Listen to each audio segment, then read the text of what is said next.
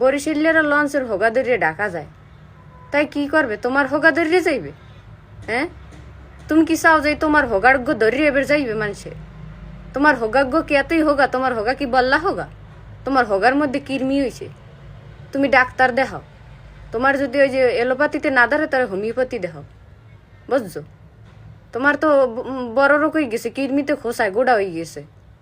শয়তান ফয়তান জানি কুম্মের। মোরা বরিশালেরা লঞ্চ সম্পর্কে কিছু জানো? লঞ্চ লই যে কথা কও, এক লঞ্চ বেশিয়া 40টা বাস কেনা যায়। রাস্তার মধ্যে যে বাস চলে, এবার লঞ্চ এখন তো নাই, তোকে কথায় কথায় লঞ্চ বিলুপ্তি হয়ে গেছে। সুন্দরবনে যেমন বাঘ ছাড়া এই সুন্দরবন অপরিপূর্ণ, হেরেম তো মগো হয়েছে যে বরিশাল লঞ্চ ছাড়া অপরিপূর্ণ। তোগুলো লাগিয়ে আমার কথা শুনতে শুনতে শুনতে শুনতে লঞ্চগুলো গেছে গিয়ে। এখন পদ্মা সেতু হয়েছে, যাইস পদ্মা সেতুর নিচে ইলিশ মাছ দিয়ে চারটে দূরে কটা ভাত খাওয়াই দিব।